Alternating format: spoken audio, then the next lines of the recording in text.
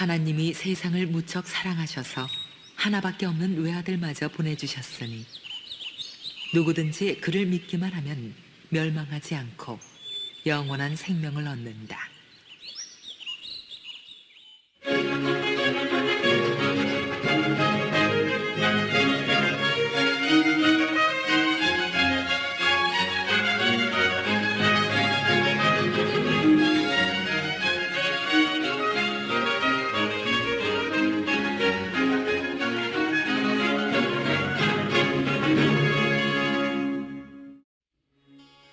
하나님께서는 그가 창조하신 피조물인 인간들이 죄에 빠지게 되자 그 아들을 세상에 보내 인간들을 구원하시기로 하셨다. 어느 날 이스라엘 북쪽 나사렛에 사는 처녀 마리아에게 하나님의 천사 가브리엘이 나타났다. 마리아야, 무서워하지 말아라. 너는 하나님의 은혜를 받았다. 이제 네가 임신하여 아들을 낳을 것이다. 이름을 예수라고 불러라. 그는 위대한 인물이 될 것이며 가장 높으신 하나님의 아들이라고 불릴 것이다.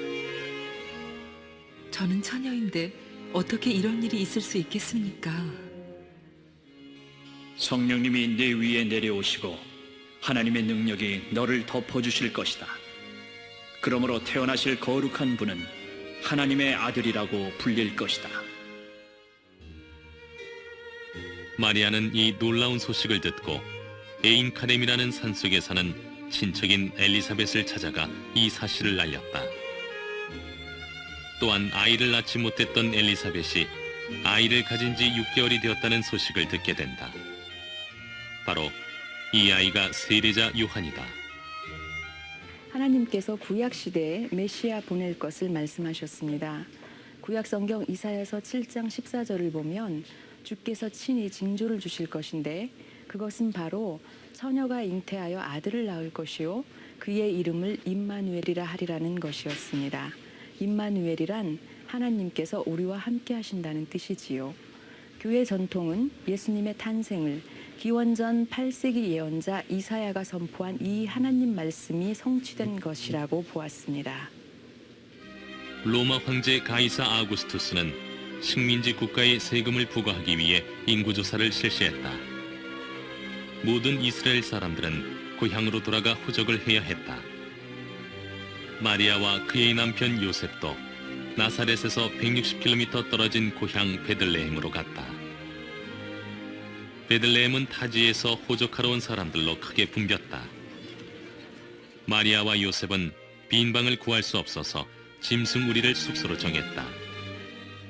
그때 마리아는 아기를 낳을 때가 되어 짐승우리에서 아기를 낳았다. 이 아기가 인류를 구원하기 위해 이 땅에 오신 예수님이시다. 짐승우리가 있던 베들레헴 들판에는 목자들이 양을 치면서 양들과 함께 동굴에서 지내고 있었다. 멀리 동쪽에서 별을 연구하던 박사 세 사람이 특별한 별을 발견하고 위대한 인물이 태어난 것을 알게 되었다. 그들은 별의 인도함을 받아 유대 땅 베들레헴으로 가서 아기 예수님께 경배하고 예물을 바쳤다. 동방 페르시아 지방에는 별을 전문적으로 연구하는 학자들이 있었습니다. 그들은 신이 정한 비범한 인물이 태어날 때에는 하늘에 특별한 별이 나타난다고 믿었지요. 베들레헴에 나타났던 이 별은 역사적인 암흑기를 밝힐 한 줄기 빛이었습니다. 베들레헴 가까운 곳에 있던 유대왕 헤롯은 장차 자신의 왕위가 뺏길 것이 두려워 아기를 찾아 죽이려 했다. 모세가 태어나자 이집트 왕 바로가 모세를 죽이려고 했던 것처럼 예수님께서 태어나시자 유대왕 헤롯이 예수님을 죽이려고 했다. 요셉과 마리아는 헤롯 왕의 음모를 피해 아기를 데리고 이집트로 갔다. 헤롯은 예수님을 찾지 못하자 베들레헴에서 태어난 2살 이하의 남자 아기를 모두 죽였다. 이집트에 머물던 요셉과 마리아는 헤롯이 죽었다는 소식을 듣고서야 이스라엘 땅으로 돌아왔다. 그들은 헤롯 궁에서 멀리 떨어진 갈릴리 호수 부근 나사렛에서 살았다.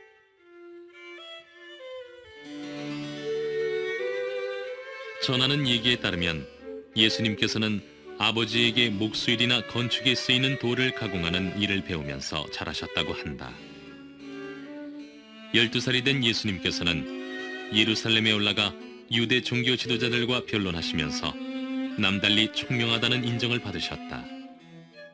예수에 대한 기록은 주로 신약성경 4개의 복음서에 있는데 그 복음서에도 예수가 12살 때 예루살렘 성전에 올라갔다는 그 기록 외에는 어린 시절에 관한 기록이 별로 없습니다. 따라서 우리는 예수가 30세가 되어 요단강에서 세례를 받고 공식적인 활동을 시작하기 전에 어떻게 살았는가에 대한 것은 거의 알 수가 없죠. 30살 되던 해에 예수님께서는 요단강에서 세례를 받으셨다. 예수님께서 세례를 받으셨을 때 하늘이 열리고 하나님의 성령이 비둘기같이 내려 예수님 위에 임하셨다. 세례를 받은 예수님께서는 유대 광야에서 세상의 유혹과 욕심을 이기는 시험을 받으시게 된다. 배고픔을 이기는 시험, 사람의 인정을 받고자 하는 명예욕과 영웅심에 대한 시험, 세상의 물질과 부귀 영화에 대한 시험 등 사람을 타락시키고 넘어뜨리는 여러 가지 유혹을 이기셔야만 했다. 예수님께서는 마귀의 모든 시험과 유혹을 하나님의 말씀으로 물리치셨다. 예수님께서 실은 그 떡으로만 살 것이 아니라 하나님의 말씀으로 살리라 이렇게 시험에서 그가 자기의 위치를 얘기를 했죠. 그랬을 적에 앞으로 자기의 삶이라는 것은 실은 의식주 문제를 뛰어넘고 그 다음에 하나님의 명령을 따라서 나는 내 앞으로의 생애를 살겠노라 하는 그와 같은 자기 자신의 신앙 고백이면서도 자기 결단의 그와 같은 말씀이라고 이해가 됩니다. 시험을 이긴 예수님께서는 공식적인 사역을 시작하셨다.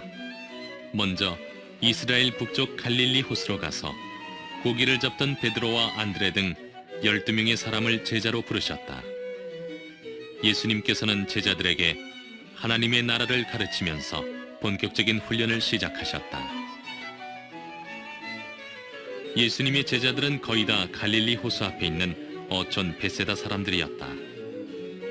예수님께서는 주로 갈릴리 지방에서 전도하시고 제자들을 훈련시키셨다. 그 중에서도 가버나움이 활동의 중심지였다. 예수님께서는 가버나움에서 베드로의 장모가 앓던 열병을 고치시고 귀신을 내어 쫓으셨다. 그리고 중풍병자를 고치시고 하나님의 나라를 전하셨다. 예수님께서는 하나님의 나라를 전파하면서 이를 위해 자신이 왔음을 밝히셨다. 사람들은 예수님께서 행한 많은 기적을 통해 그분을 믿게 되었다. 예수님께서 행하신 기적들을 구분하면 자연을 다스리는 것, 질병을 다스리는 것, 마귀를 다스리는 것으로 구분할 수 있다. 자연을 다스리는 기적으로는 물 위로 걷기도 하시고 풍랑을 잔잔하게 하신 것이 있다. 병을 다스리는 것으로는 여러 가지 질병을 고치신 것이 있다. 또한 마귀를 다스리는 것은 더러운 귀신을 쫓아내시는 일이었다. 예수님께서 살아계셨던 당시의 배가 갈릴리 호수에서 발굴되어 현재 가버나움 근처 박물관에 전시되어 있다. 예수님께서 이 배를 타셨는지는 알 수 없지만 학자들이 연대를 추정해 본 결과 예수님께서 사셨던 당시의 배로 판명됐다.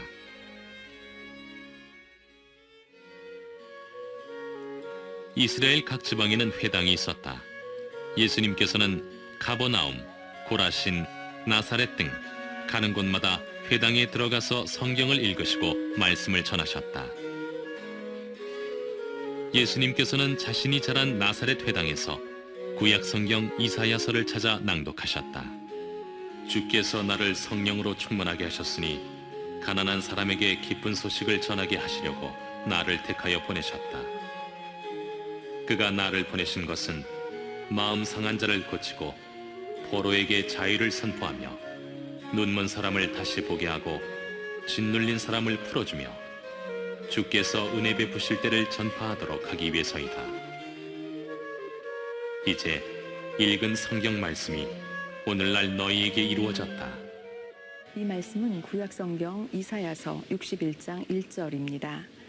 예수님은 자신이 구약성경의 예언에 따라 하나님으로부터 이 땅에 보냄을 받았고 이 땅에 온 목적이 바로 이렇다라고 자신에 관한 구약성경의 증거를 찾아 읽은 셈이지요. 예수님께서는 갈릴리 호수 앞 언덕에서 누가 진정으로 복 있는 사람인지 말씀해 주셨다. 마음이 가난한 사람들은 행복하다. 하늘나라가 그들의 것이다. 마음이 깨끗한 사람들은 행복하다. 그들은 하나님을 볼 것이다. 의의를 갈망하고 화평을 이루는 사람들은 행복하다. 그들은 하나님의 아들이라 불릴 것이다. 의의를 위해 핍박을 받는 사람들은 행복하다. 하늘나라가 그들의 것이다.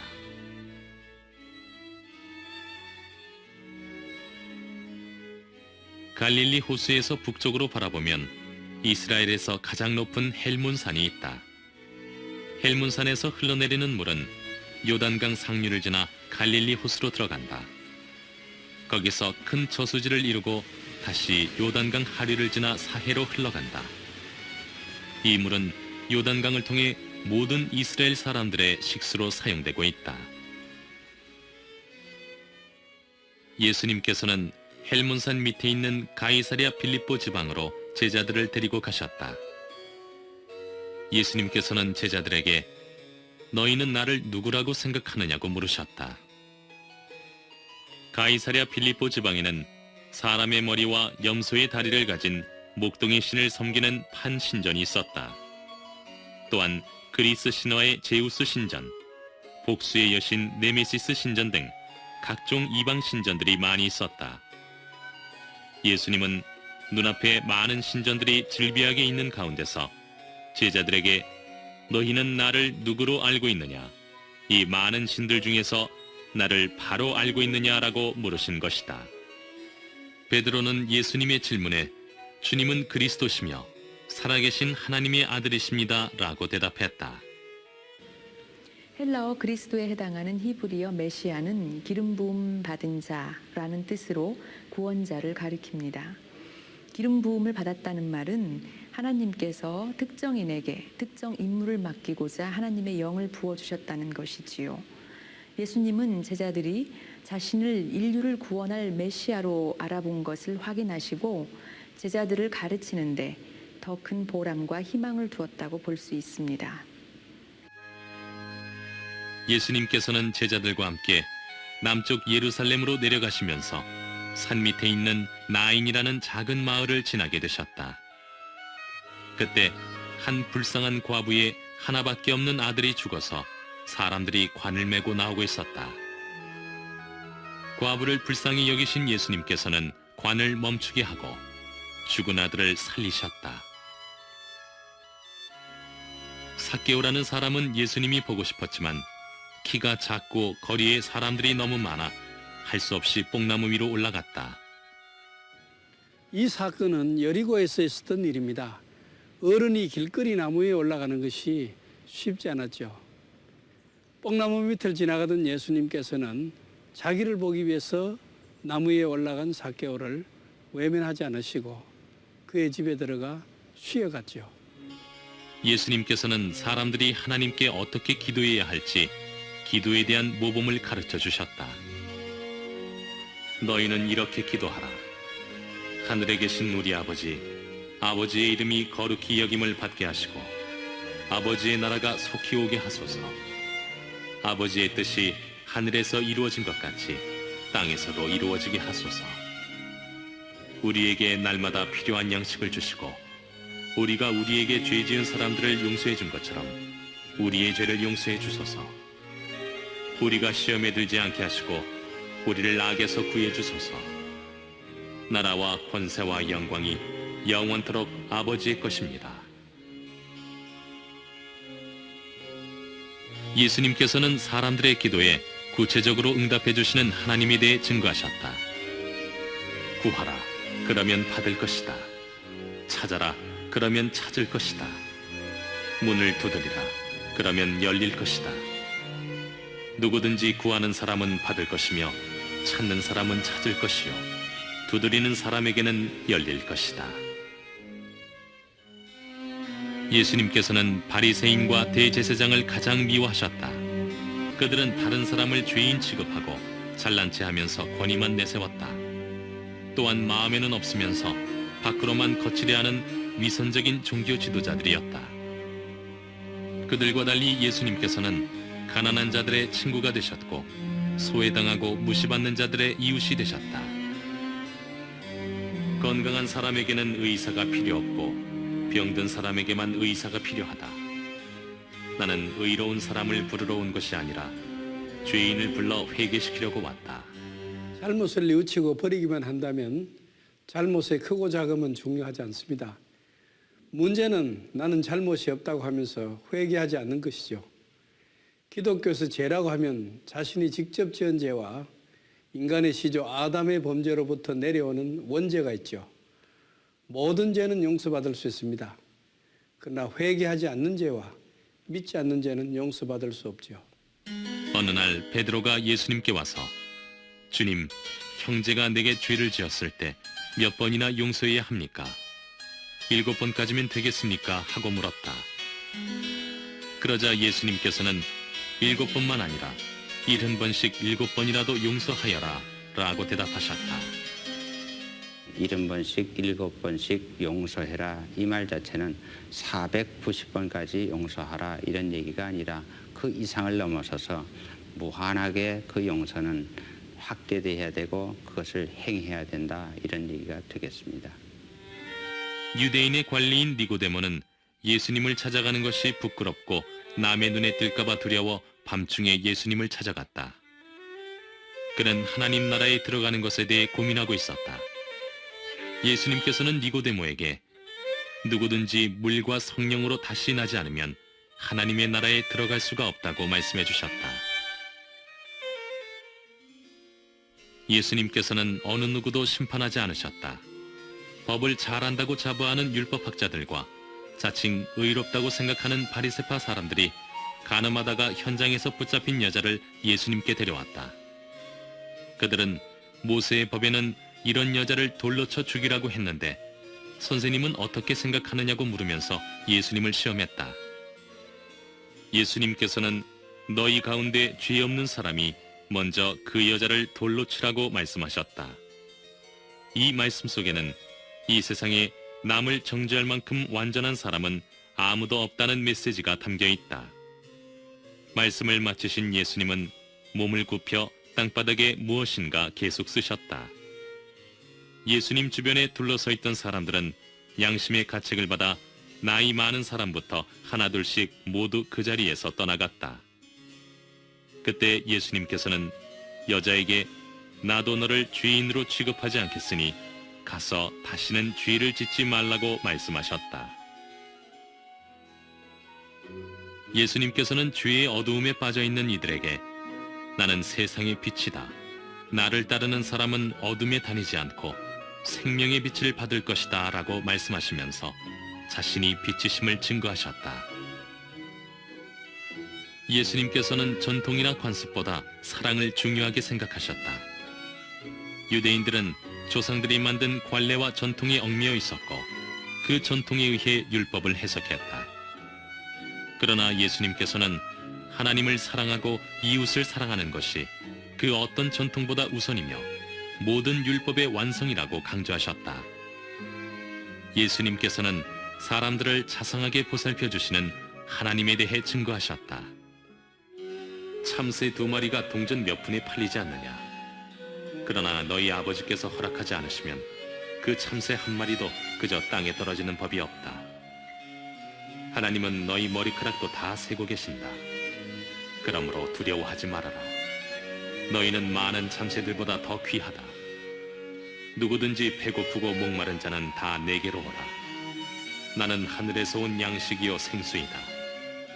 나를 먹고 마시는 자는 영생을 얻으며 누구든지 내 말을 지키면 영원히 죽지 않을 것이다. 예수님께서는 사람들이 구원받고 영생하는 길은 바로 예수님 앞에 나오는 것이라고 강조하셨다.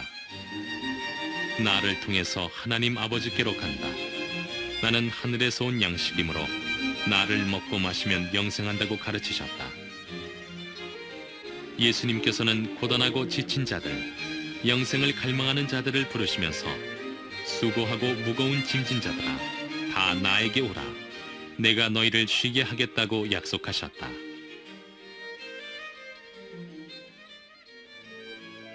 예수님께서는 안진뱅이를 일어나게 하시고 눈먼 자의 눈을 뜨게 해주셨다.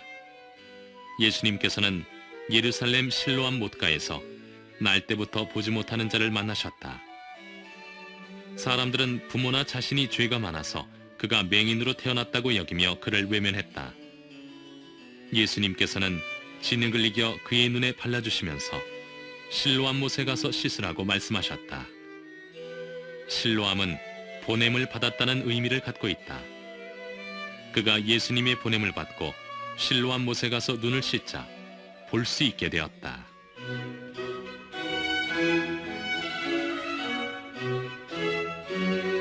예루살렘에서 약 3km쯤 떨어진 곳에 베단이라는 동네가 있었다. 그 동네에는 나사로와 그의 여동생 마르다, 마리아가 살고 있었다.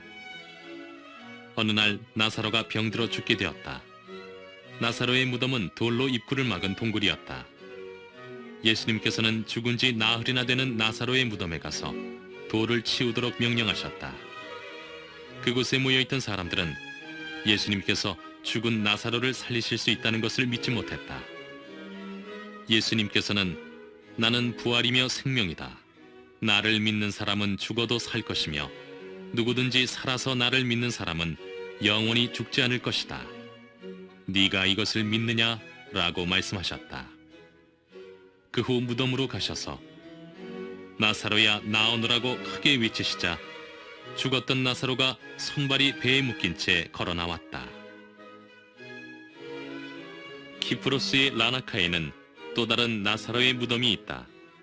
그 무덤은 예수님께서 살려주신 나사로가 유대인들의 박해를 피해 키프로스에 가서 예수님을 전하다가 죽었다는 증거가 된다. 너희는 마음에 근심하지 말아라. 하나님을 믿고 또 나를 믿어라. 내 아버지의 집에는 있을 곳이 많다. 나는 너희가 있을 곳을 마련하러 간다. 내가 가서 너희를 위해 있을 곳을 마련하면 다시 돌아와 너희를 데리고 가서 내가 있는 곳에 너희도 함께 있게 하겠다. 나는 길이요 진리요 생명이다.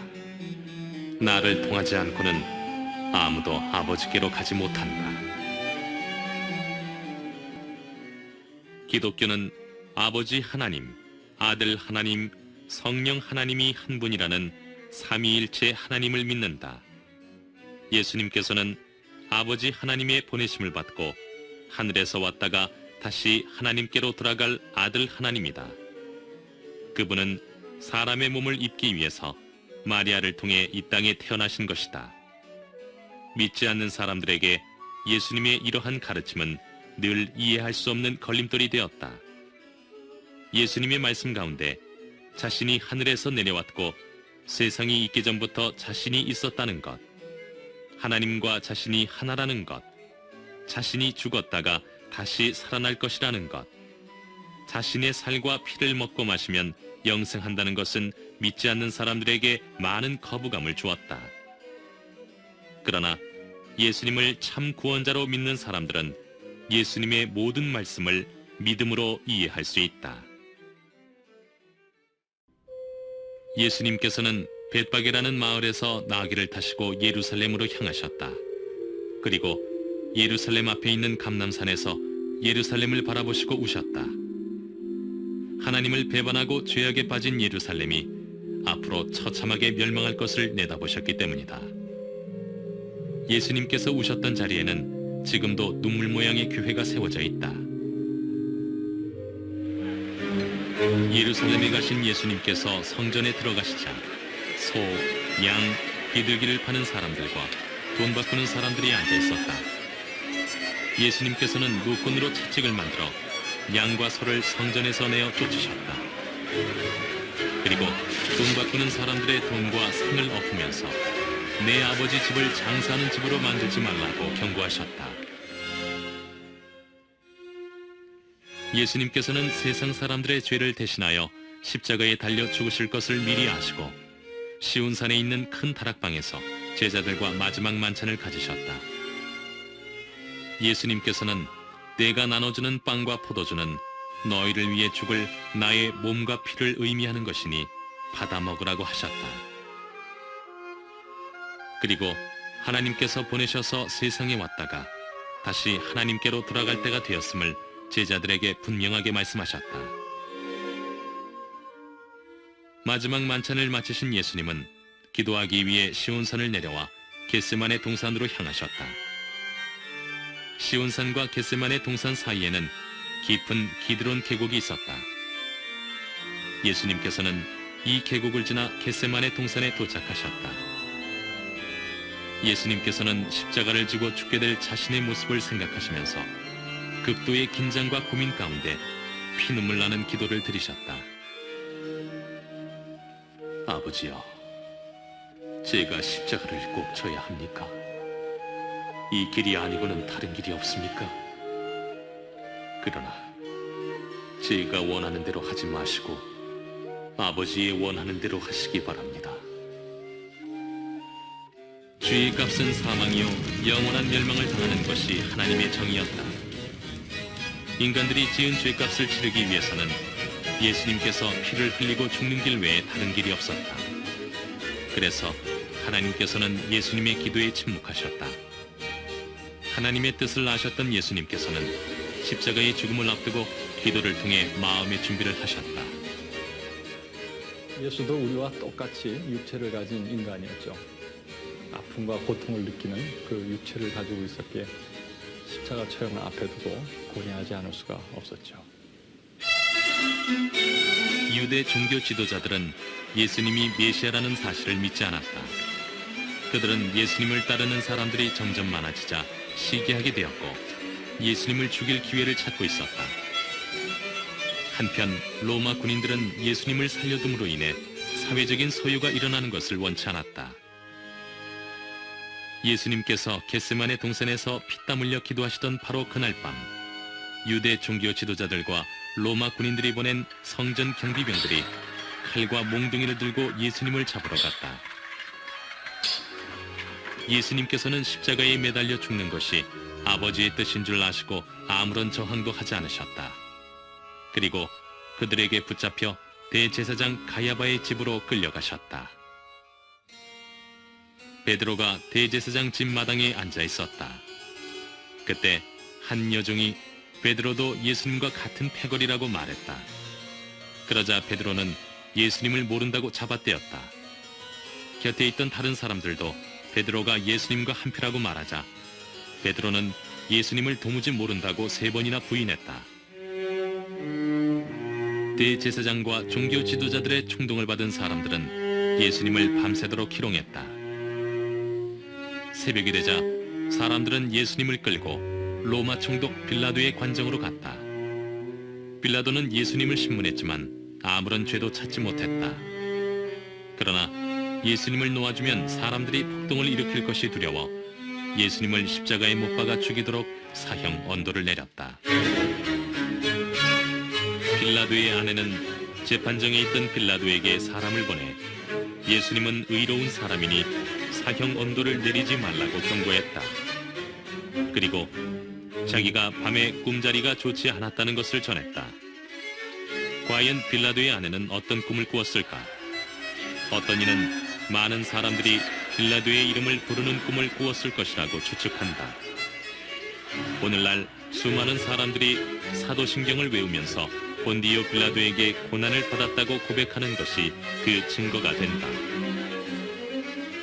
죄수들은 자신이 매달리게 될 십자가를 지고 사형장으로 가야 했다. 예수님께서는 나무로 만든 십자가를 지고 사형장에 있는 골고다 언덕으로 향하셨다. 골고다 언덕으로 올라가면서 예수님께서는 여러 번 넘어지고 쓰러지셨다. 그때마다 군병들은 채찍으로 때렸다. 사람들은 야유를 퍼부었다. 예수님을 따르던 여인들이 그 광경을 보고 눈물을 흘리자 예수님께서는 앞으로 예루살렘에 내릴 재앙을 생각하면서 예루살렘의 딸들아 나를 위해 울지 말고 너희와 너희 자녀들을 위해 울라고 당부하셨다. 사형장으로 가는 그 길은 고난의 길, 비아 도로로사라고 알려져 있다. 지금은 그곳에 많은 집들이 들어서 있다. 사형장이 있는 언덕은 이름에 걸맞게 골고다, 즉 해골터였다. 수많은 사람들의 사형 집행이 이루어졌던 그곳에서 예수님께서는 좌우편의 강도들과 함께 십자가에 못 박히셨다. 그때 예수님을 따르던 모든 제자들은 겁에 질려 뿔뿔이 흩어져 도망쳤고 십자가 곁에는 예수님의 어머니와 이모, 글로바의 아내 마리아와 막달라 마리아가 서 있었다. 예수님의 왼쪽 편에 있던 강도는 예수님을 조롱했다. 당신이 그리스도가 아니오. 당신 자신과 우리를 구원하시오. 그러나 오른쪽에 있던 강도는 달랐다. 그는 예수님을 조롱하는 강도를 꾸짖었다. 너는 똑같이 사형 선고를 받고도 하나님을 두려워하지 않느냐? 우리는 죄를 지었기 때문에 이런 벌을 받는 것이 당연하지만 이분은 잘못한 것이 아무것도 없다. 예수님, 당신의 나라에 들어가실 때에 저를 기억해 주십시오. 내가 분명히 말하지만 오늘 네가 나와 함께 낙원에 있게 될 것이다. 오른쪽 강도와 왼쪽 강도는 똑같은 죄인이었습니다. 그러나 예수님 오른쪽에 있던 강도는 자기의 잘못을 인정하고 예수님을 영접했습니다. 이로써 두 사람의 운명은 판이하게 달라졌습니다. 한 사람은 예수님과 함께 낙원으로 갔고 다른 한 사람은 그렇지 못했습니다. 바로 구원은 예수님을 믿고 영접함으로 받는다는 것을 가르쳐주는 사건입니다. 예수님께서는 십자가를 지고 죽기 위해 이 세상에 오신 목적이 모두 성취되었음을 아시고 다 이루었다고 말씀하셨다. 또한 자신을 십자가에 못 박은 사람들을 바라보시며 아버지, 저 사람들을 용서해 주십시오. 저들은 자기들이 하는 일을 모르고 있습니다. 라고 기도하셨다. 큰 소리로 아버지, 제 영혼을 아버지 손에 맡깁니다라고 부르짖으신 예수님께서는 마침내 숨을 거두셨다.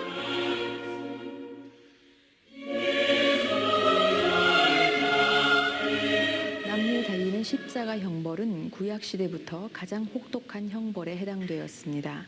이 형벌은 너무나 가혹해서 로마 시대에는 로마 시민권을 가진 자들에게는 행해지지 않았습니다. 십자가형은 산자의 양팔을 벌려 십자가에 묶고 양손과 양발에 못을 박아 온몸에 진액이 빠져 죽게 합니다. 구약성경 이사야서 53장은 메시아가 사람들의 죄를 대신하여 이 참혹한 형벌을 받을 것에 대해 말하고 있습니다. 그가 우리의 죄 때문에 찔림을 당하고 상처를 입었으니 그가 징계를 받음으로 우리가 평화를 누리게 되었고 그가 채찍에 맞음으로 우리가 고침을 받았다. 우리는 다 길 잃은 양처럼 제각기 잘못된 길로 갔으나 여호와께서는 우리 모든 사람의 죄를 그에게 담당시키셨다. 예수님께서 십자가에서 숨을 거두시자 아리마대 사람 요셉이 예수님의 시체를 가져다가 자신을 위해 준비해둔 무덤에 묻었다.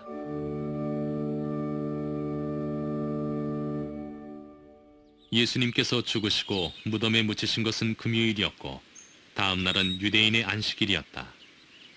사흘째 되던 안식 후 첫날 주일날 새벽에 막달라 마리아가 예수님의 무덤에 찾아갔다. 무덤 입구를 막았던 돌은 굴려지고 예수님의 시체가 보이지 않았다. 시체를 두었던 곳에는 흰 옷을 입은 천사가 앉아 있었다. 죽으셨던 예수님께서 다시 살아나신 것이다. 다시 살아난 예수님의 몸은 시간과 공간의 제한을 받지 않는 영적인 몸이었습니다. 우리처럼 식사는 할 수 있으되 다시는 질병이나 죽음의 고통이 없는 그러한 몸이었죠. 부활하신 예수님을 알아보기 위해서는 믿음의 눈이 열려야 합니다. 예수님께서 십자가에서 죽게 되자 제자들은 희망을 잃고 각자 자신들의 생업을 찾아 떠났다. 부활하신 예수님께서는 뿔뿔이 흩어진 제자들을 찾아가셔서 다시 살아나신 자신의 모습을 보여주셨다. 엠마오로 가던 두 제자에게도 나타나셨지만 그들은 예수님을 알아보지 못했다. 날이 저물어 한 집에 들어가 빵을 떼어 제자들에게 나누어 주실 때에야 비로소 제자들은 부활하신 예수님을 알아보았다. 그러나 예수님의 모습은 보이지 않게 되었다. 제자들은 용기를 얻고 다시 예루살렘으로 모여들기 시작했다. 예수님께서는 갈릴리 바다에서 고기를 잡던 제자들에게 나타나셨고 그들과 함께 생선을 구워 드셨다.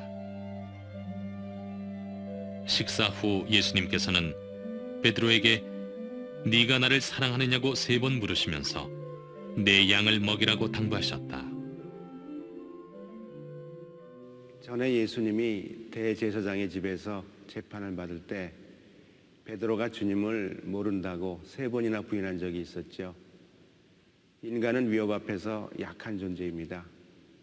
하지만 베드로는 그때 일을 교훈 삼아 좋은 목자가 되었습니다. 부활 후 40일 동안 세상에서 자신의 모습을 나타내 보이신 예수님께서는 감람산 꼭대기에서 제자들이 지켜보는 가운데 하늘로 올라가셨다. 그곳에는 예수님의 승천을 기념하는 작은 예배당이 있고 그 안에는 예수님께서 발을 디디고 승천하셨다고 추정되는 발자국 터가 있다. 감람산 꼭대기에 돌에 파인 발자국이 예수님이 성천할 때 디뎠던 발자국이라고 주장할 확실한 근거는 없습니다. 그러나 감람산이 큰 산이 아니기 때문에 그 부근 어딘가에서 성천했다고 볼 수 있죠. 예수님의 승천을 바라보던 제자들에게 예수님께서는 다시 이 땅에 오시겠다는 약속과 함께 그들에게 간곡히 부탁하셨다. 너희는 가서 모든 민족에게 복음을 전하고 아버지와 아들과 성령의 이름으로 세례를 주고 내가 너희에게 명령한 모든 것을 가르쳐 지키게 하라. 내가 세상 끝날까지 항상 너희와 함께 있겠다. 복음은 기쁜 소식을 말합니다. 기쁜 소식은 곧바로 예수님 자신을 가리킵니다. 예수님께서 세상 사람들의 죄를 위해서 십자가에서 죽으셨고 믿는 사람들의 부활과 영생을 위해서 죽음을 이기고 살아나셨다는 것입니다. 바로 이것이 기쁜 소식이죠. 예수님께서는 제자들에게 이 기쁜 소식을 세상 모든 사람들에게 전하라고 부탁하셨습니다. 갈릴리 사람들아, 왜 서서 하늘을 쳐다보느냐? 너희 가운데서 하늘로 올리고 가신 이 예수님은 너희가 본 그대로 다시 오실 것이다.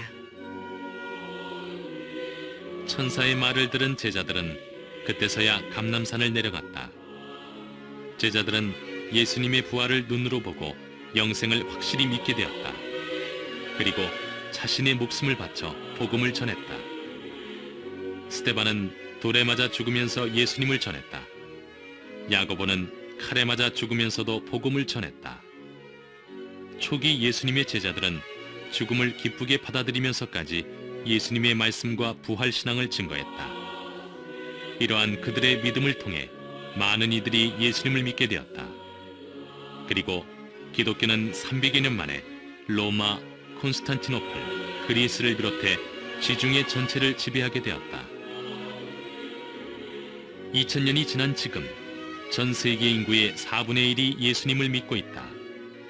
오늘도 세계 곳곳에 있는 예수님의 제자들이 예수님의 말씀대로 살고자 열심히 노력하고 있다. 그리고 이 복된 소식을 믿고 다시 오실 예수님을 기다리고 있다.